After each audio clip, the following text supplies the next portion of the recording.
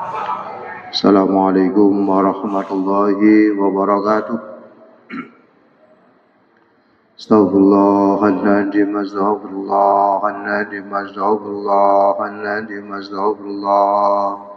Astaghfirullahaladzim, astaghfirullahaladzim, astaghfirullah. Astaghfirullahaladzim, astaghfirullahaladzim, astaghfirullah. Astaghfirullahaladzim, astaghfirullahaladzim, astaghfirullahaladzim, astaghfirullah. Astaghfirullahaladzim, astaghfirullahaladzim, astaghfirullah. Astaghfirullahaladzim, astaghfirullahaladzim, astaghfirullahaladzim, astaghfirullah. Astaghfirullahaladzim, astaghfirullahaladzim, astaghfirullah. Astaghfirullahaladzim, astaghfirullahaladzim, astaghfirullahaladzim, astaghfirullah. Astaghfirullahaladzim, astaghfirullahaladzim, astaghfirullah. Astaghfirullahaladzim, astaghfirullahaladzim, astaghfirullahaladzim, astaghfirullah. Astaghfirullahaladzim, astaghfirullahaladzim, astaghfirullah. Astaghfirullahaladzim, astaghfirullahaladzim, astaghfirullahaladzim, astaghfirullah. Astaghfirullahaladzim, astaghfirullahaladzim, astaghfirullah. Astaghfirullahaladzim, astaghfirullahaladzim, astaghfirullahaladzim, astaghfirullah. Astaghfirullahaladzim, astaghfirullahaladzim, astaghfirullahaladzim, astaghfirullah. Astaghfirullahaladzim, astaghfirullahaladzim, astaghfirullahaladzim, astaghfirullah. Astaghfirullahaladzim, astaghfirullahaladzim, astaghfirullahaladzim, astaghfirullah. Astaghfirullahaladzim. Subhanakallahumma Rabbana la ilma lana illa ma 'allamtana innaka antal alimul hakim. Wa tub 'alaina innaka antat tawwabur rahim. Wa taqabbal minna innaka antas samiul alim. Wa 'allimna min ladunka ilman nafi'an ya dzal jalali wal ikram. Allahumma aftah lana hikmataka wansur alaina rahmataka ya dzal jalali wal ikram. Sallallahu ala sayyidina Muhammad walhamdulillahi rabbil alamin. Hadirin hadirat jamaah Masjid Baitur Rahim, Majelis Taklim rahimakumullah. Sebelum kita lanjutkan keterangan dari kitab Nashaikhud Diniyah, terlebih dahulu marilah kita memanjatkan rasa syukur kehadirat Allah Subhanahu wa taala, yang mana kita pada detik ini, pada saat ini kita bisa hadir di sini majelis. Mudah-mudahan kita mendapatkan ilmu yang bermanfaat. Amin. Allahumma amin.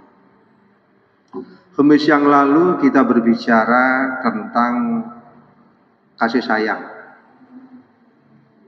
rahmat lil muslimin amrun wajibun.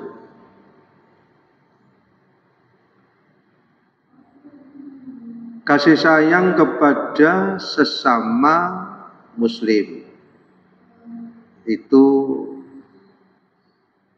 satu perkara yang harus, terutama kepada orang-orang yang du'afa wal masakin, orang-orang yang lemah baik dari sisi fisik, lemah baik dari sisi finansial, lemah baik dari sisi pemikiran.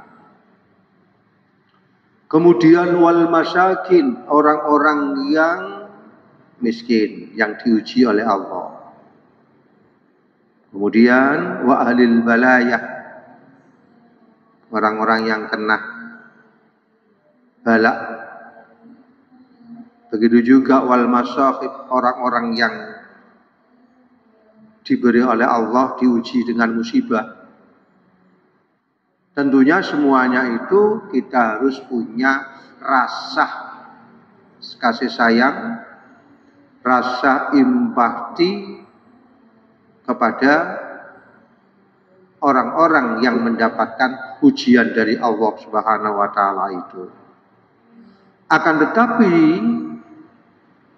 ketika kita melihat, ketika kita berinteraksi, ketika kita tahu dengan orang-orang yang diuji oleh Allah yang seperti itu, di dalam hati kita itu tidak ada kasih sayang, tidak ada peduli, tidak ada rasa empati. Itu menunjukkan hati kita itu qaswatul qalb, hati yang keras. Bagaimana solusinya agar hati seseorang itu menjadi hati yang tidak keras? Antara lain dengan tolabul ilmi. Karena tolabul ilmi itu sebagai satu sarana untuk menyembuhkan hati yang ada di dalam diri kita masing-masing. Maka dari itu kita berusaha menjadi orang yang mempunyai hati yang apa? Hati yang baik. Yang dulu sudah kita bicarakan, qalbun salim, qalbun marid, dan qalbun mayyit. Kenapa? Karena hati itu tempat baik dan buruknya manusia. Kalau hatinya baik, bersih, berdampak, memberikan satu manfaat kepada perilaku yang ada di dalam diri manusia, baik zahir maupun batinnya. Akan tetapi sebaliknya, kalau hatinya ini dalam kondisi marid, apalagi kondisi mati, tentunya harus segera disembuhkan. Dengan apa menyembuhkannya itu? Antara lain yang dulu kita sudah sering bicarakan, dawa'u qalbin khamsatun wa tilawatun bitadabburil makna walil batin khala wa qiyamul lail wa tadharu bisyahar wa mujalasatus sholihinal fudhala. Atau dengan tolabul ilmi, dengan menuntut ilmu. Tolabul ilmi dalam rangka untuk watausyik dairatul ma'rifah, untuk membuka wacana wawasan yang ada di dalam diri kita. Itu solusinya, kita harus belajar. Belajar itu minal mahdi ilal lahdi, mulai keluar dari perut ibu sampai kita kembali di hadapan Allah. Sebagai satu contoh, misalnya pada saat sekarang ini, ketika kita sholat, misalnya sholat maghrib tadi, rakaat pertama, rakaat kedua, rakaat ketiga, apakah bisa khusyuk atau tidak? Kalau Bu Amirin gimana? Rakaat pertama, kedua, ketiga, bisa khusyuk atau kadang-kadang tidak? Gimana tadi? Masih sering permasalahan di luar sholat masuk di dalam sholat. Makanya kemarin di dalam buku apa itu, di dalam kitab Tajul Arus, kalau kita ingin melihat diri kita ini di hadapan Allah, Apakah diri kita ini adalah orang yang ingat kepada Allah? Atau sebaliknya, lihatlah diri kita ini ketika kita menjalankan sholat. Kalau sholat itu bisa kita lakukan dengan tenang, khusyuk, bisa konsentrasi, itu menunjukkan hati kita itu selalu ingat kepada Allah. Tetapi sebaliknya, ketika kita sholat, ya tergesa-gesa, bahkan ketika kita sholat, problem permasalahan di luar sholat masuk dalam kita, itu menunjukkan hati yang ada di dalam diri kita masih sakit. Tentunya harus disembuhkan. Bagaimana cara menyembuhkan? Yang dalam kitab kemarin dikatakan tadi 5 obat tadi. Di samping itu cara menyembuhkannya adalah dengan thalabul ilmi. Karena thalabul ilmi itu kita tahu ini yang baik, ini yang tidak baik. Ini yang dilakukan dan ini yang tidak dilakukan. Ya, makanya di dalam Al-Quran dikatakan yarfa'illahu alladhina amanu minkum walladhina utul ilma darajat. Allah akan mengangkat orang yang beriman dan orang yang punya ilmu dengan beberapa derajat. Orang yang beriman juga butuh ilmu. Bagaimana iman itu bisa bertambah kalau tidak menuntut ilmu? Iman kan ada ilmu yakin, ainul yakin, hakul yakin. Itu tingkatan-tingkatan orang yang beriman. Sehingga ketika orang itu terus-menerus menuntut ilmu, tentunya keimanan, keyakinan yang ada di dalam diri seseorang itu bertambah. Tetapi sebaliknya, ketika tidak menuntut ilmu, maka akan apa? Akan berkurang motivasi, semangat untuk istiqomah melakukan satu ibadah. Walladzina utul ilma darajat. Di samping iman akan diangkat oleh Allah derajatnya di dunia dan di akhirat, begitu juga orang yang punya ilmu dengan berbagai macam derajat. Ya, sebelum saya lanjutkan, kemarin ada yang bertanya belum tuntas. Jenengan kemarin tanya apa, Pak Amirin? Hari Kamis dulu tanya apa? Silakan diulang pertanyaannya. Ingat-ingat. Ya, ingat-ingat. Mau lalu. Ya, gimana?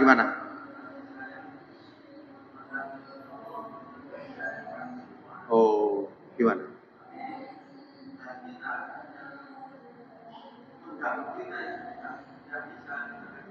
Oke. Jadi Ar-Rahman Ar-Rahim. Tahallaku bi akhlaqillah. Allah itu kasih sayang kepada seluruh hambanya. Baik yang sholat maupun tidak sholat. Baik yang Islam maupun tidak Islam. Baik yang mempunyai perilaku yang baik maupun tidak mempunyai perilaku yang baik. Allah. Makanya di situ dikatakan Ar-Rahman. Kasih sayang Allah tidak terbatas. Nah, itu kita disuruh mencontoh. Begitu jika kita mempunyai satu kasih sayang tidak terbatas kepada yang membenci kita. Kadang-kadang kalau kita ada orang yang membenci, bagaimana Pak Amirin? Begitu juga sebaliknya kita membenci. Padahal tidak seperti itu. Ketika kita mencontoh, menteladani Allah, tidak seperti itu. Ketika kita dibenci, maka kita harus memberikan satu kasih sayang. Bahkan kita doakan. Mengapa? Karena kita disuruh menteladani Allah. Ya, kemudian yang berikutnya, orang yang membenci kepada panjenengan tidak bisa berbuat apa-apa kalau tidak mendapatkan apa? La haula wala quwata illa billahi aliyil azim. Ujian. Ya toh? Pak Amirin dibenci tetangganya. Pak Amirin sayang atau sebaliknya tidak sayang? Biasanya tidak sayang. Nah, itu di dalam Islam kita harus disuruh mencontoh dan menteladani Allah. Berat kan? Tetapi ketika kita melihat hakikatnya orang yang bergerak, orang yang di hadapan diri kita, itu sebenarnya adalah ujian. Sebenarnya itu adalah yang menggerakkan adalah Allah. La haula wala quwata illa billahi aliyil azim. Sehingga apa? Sehingga kita mendoakan, sehingga kita respon dengan yang baik, sehingga kita respon dengan yang positif, tidak yang negatif. Ketika kita respon dengan yang negatif, otomatis tidak sama orang yang punya ilmu dan orang yang tidak punya ilmu, sama berarti. Pak Amirin punya ilmu, orang itu tidak punya ilmu, membencinya, ya toh? Tapi Pak Amirinnya itu saling membenci, berarti sama, punya ilmu dan tidak punya ilmu. Nah, yang menunjukkan tidak sama itu ketika Pak Amir punya kesadaran bahwa itu adalah ujian dari Allah. Ar-Rahman. Itu kan berat ya, tapi belajar. Ar-Rahim, kasih sayang Allah khusus ketika manusia kembali di hadapan Allah. Ya, kasih sayang Allah khusus bagi orang yang di dunia ini mampu mengamalkan nilai-nilai keimanan. Itu kasih sayang Allah yang khusus ketika manusia kembali di hadapan Allah. Tetapi di dunia Allah mengkasih sayangi semuanya, baik manusia maupun tumbuh-tumbuhan, hayawan, apapun yang diciptakan oleh Allah mendapatkan rahmat dan kasih sayangnya. Judulnya adalah rahmat, kasih sayang Allah yang diberikan kepada sesama manusia, tetapi kita juga menteladaninya, harus punya kasih sayang kepada sesama. Pak, itu Pak Ikhwan, silakan. Saya gak ngantuk, maju sedikit. Monggo, ditanyakan, silakan. Monggo.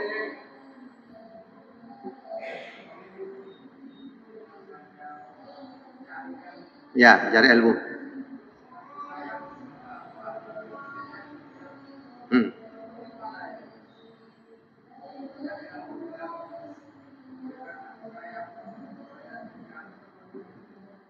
Jadi ilmu itu kan pertama. Wa kullu man bi ghairi ilmin ya'malu a'maluhu mardudatun la tuqbal. Seseorang punya kasih sayang itu tentunya dia punya ilmu. Punya ilmu. Ya toh? Sehingga apa? Sehingga amal perbuatan seseorang, wa kullu man bi ghairi ilman ya'malu, seseorang yang beribadah kepada Allah tanpa didasari dengan ilmu, ibadahnya tidak diterima dan ditolak. Mengkasih sayangi itu juga termasuk amal. Ada yang amal soleh, ada yang amal adi, dan ada yang amal su. Amal soleh, amal yang baik, yang didasari dengan iman. Man amila soliham min dzakarin au unsa wa huwa mu'min. Man amila, barang siapa yang beribadah, barang siapa yang beramal, min dzakarin au unsa, dari golongan laki-laki dan perempuan, wa huwa mu'min, ketika beramal itu dalam kondisi iman.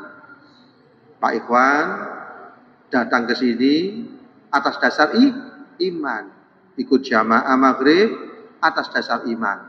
Ikut kajian ini atas dasar iman. Bagaimana janji Allah? Man amila sholihan min dzakarin aw unsa wa mu'min walanuhyiyannahu hayatan thayyibah. Dia akan mendapatkan satu kehidupan yang bahagia. Bahagia di dunia dan bahagia di akhirat. Makanya kajian kemarin, materi kemarin, orang bisa menjadi bahagia itu apa? Pak Amir.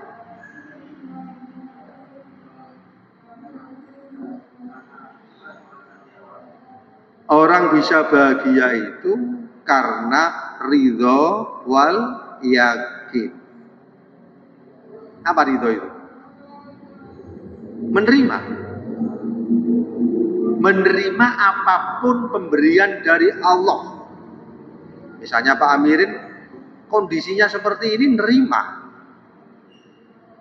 Dikasih uang 1 hari 50.000, dikasih 100.000, diterima. Tidak dikasih pun menerima bahwa ini adalah ujian dari Allah. Kondisi ridho itu orang yang yakin, orang yang menerima bahwa rezeki itu datanya dari Allah. Ikhtiar wajib, tapi rezekinya itu yang mengatur Allah. Kalau itu disadari, bahagia.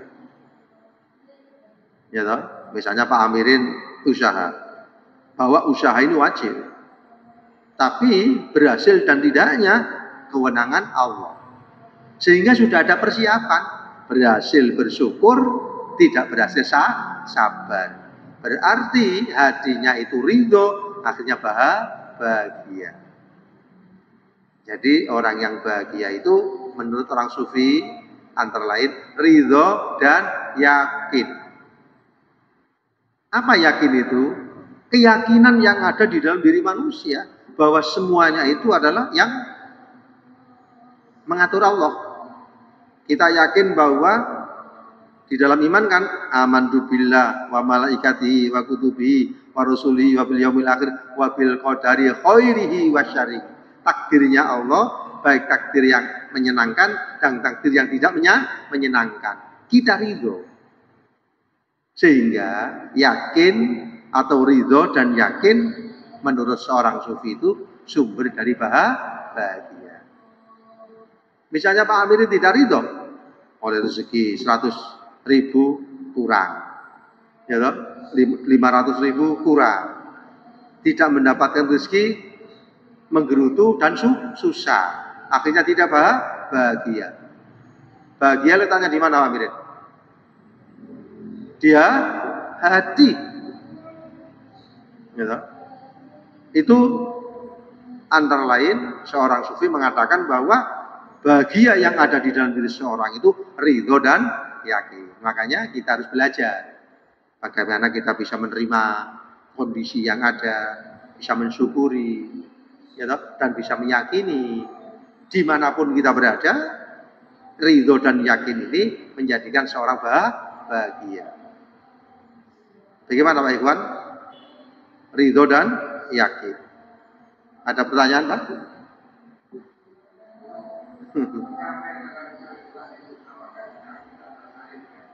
Untuk mencapai keridhoan, kajian ini, ilmu, informasi.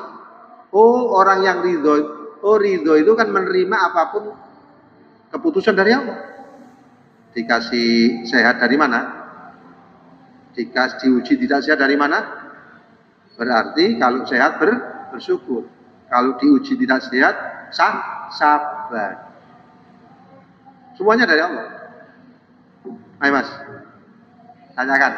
Sesuai kata takon ini. Silakan. Silakan. Ikhlas ini kan karena Allah. Saya ibadah, inna sholati wa nusuki wa mahyaya wa mamati lillahi rabbil rabbil alamin.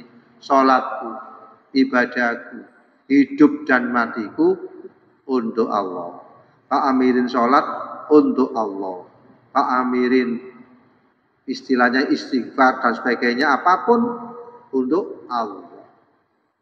Hanya kepada Allah apapun yang dilakukan. Kalau ridho, pemberian, menerima pemberian apapun bentuk pemberian itu kita terima dan tidak menggeru-geru. Misalnya Pak Amirin dikasih rezeki 100 diterima, 50 diterima, selawe diterima dan disyukuri. Tetapi kalau ikhlas, wa ma umiru illa liya'budullah mukhlishina lahu din. Hanya untuk Allah. Sampean sholat itu untuk Allah. Makanya di dalam kitab hikam itu kan ada ubad, ada murid, ada ma'rifat.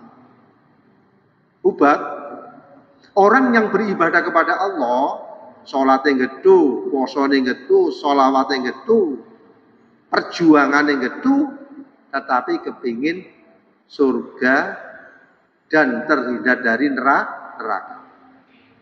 Itu ubad. Murid, orang yang ibadah gedu, berjuang gedu, ibadah makdo dan ghairu makdo, tapi ingin wusul, ingin mukasyafah, ingin dekat dan menjadi waliullah, ingin terbuka mata hatinya, ya toh? Berarti kedua-duanya itu ada niatnya. Niatnya selain Allah, yang satu kepingin swarga, yang satu kepingin mukasyafah, kepingin terbuka, kepingin wusul. Kedua-duanya antara ubad dan abid itu adalah kurang baik menurut kitab hikam. Makanya kita beribadah sholat untuk Allah.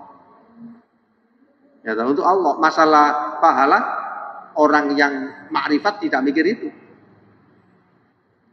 Nomor 3, orang yang makrifat. Orang makrifat itu adalah orang yang beribadah kepada Allah hanya ingin menjadi hamba Allah yang baik.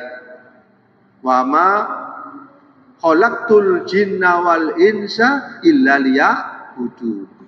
Aku tidak menciptakan jin dan manusia kecuali untuk ibadah. Orang arifin, dia itu adalah beribadah tidak semata-mata dia punya amal, tapi dia ibadah itu karena ma'unah dan pertolongan Allah. Tidak merasa punya amal, tidak merasa punya ilmu, tidak merasa punya kedudukan, tetapi dia itu adalah mendapatkan ma'unah rahmat dari Allah. Apa yang diandalkan? Perbuatan ibadah ya nggak ada. Jadi min alamatil i'timad alal amal, di antara tanda-tanda orang yang mengandalkan amal. Jadi kita tidak boleh mengandalkan amal, tapi kita boleh beramal, tapi amal itu adalah rahmat dari Allah, sehingga terhindar dari sifat ujub, terhindar dari sifat takabur. Misalnya Pak Amirin jamaahnya gitu, iki amalku rek. Tidak seperti itu. Jamaah gitu karena pertolongan Allah. Kalau tidak mendapatkan pertolongan Allah, tidak bisa ikut berjamaah. Kalau tidak mendapatkan pertolongan dari Allah, tidak bisa menjalankan ibadah sholat. Kalau tidak mendapatkan pertolongan dari Allah, tidak bisa zikir, tidak bisa membaca sholawat, macam-macam. Jadi golongan tadi dari ubat murid, kita belajar menjadi orang yang makrifat. Makrifat adalah ibadah kepada Allah, tidak merasa kita beramal, tapi amal kita ini pertolongan dari Allah. Sehingga sombong, sehingga takabur, sehingga ujub. Karena orang yang sombong itu merasa punya amal, merasa punya ilmu. Oh, ilmu saya ini jos. Ya, oh, kedudukan saya ini jos. Seperti iblis. Disuruh oleh Allah, isjudu li Adam fasajadu illa iblis. Iblis adalah pinter, iblis adalah luar biasa, tetapi diuji oleh Allah, disuruh menghormat Adam. Dia mengatakan, saya lebih baik daripada Adam, Adam dari tanah, saya dari api. Iblis gak sadar siapa yang menyuruh. Yang menyuruh adalah Allah. Akhirnya dilaknat oleh Allah. Kenapa? Karena iblis adalah mengandalkan kedudukannya, mengandalkan eksistensinya. Jadi di dalam kitab Hikam itu dikatakan seperti itu, maka kita belajar ingin menjadi orang yang makrifat. Kita beribadah optimal, kita puasa optimal, tetapi tidak merasa kita punya ibadah, tidak merasa kita punya ilmu, tapi semuanya itu dari rahmat dari Allah. Ada pertanyaan ini? Silakan. Contohnya apa Kak saya sama anak itu? Kepeduli, tidak peduli. Ya nggak apa-apa. Mungkin orang tuanya nggak punya ilmu. Anaknya itu harus menghormati, puji. Enggak, diingatkan yang baik, gak apa-apa. Diingatkan yang sopan, diingatkan yang baik, tidak keras, tapi dengan cara yang baik. Dimaklumi bahwa orang tuanya itu berbuat seperti itu. Tapi kita harus menghormat, kita diuji yang seperti itu, supaya kita punya doa dan pendekatan yang baik. Itu namanya birrul walidain. Itu ujian, sampeyan legowo, ridho, pahalanya banyak. Tadi kan berbicara tentang ridho dan yakin. Makaten mugi-mugi dados ilmu ingkang bermanfaat. Amin. Allahumma amin. Allahumma sholli wa sallim wa barik ala sayyidina Muhammad. Walhamdulillahil alamin. Allahumma rzuqna ilman nafi'a. Allahumma rzuqna ilman nafi'ah rahmatan lil alamin, rahmatan lil alamin. Rabbana atina fid dunya hasanah wa fil akhirati hasanah walhamdulillahil alamin. Assalamualaikum warahmatullahi wabarakatuh.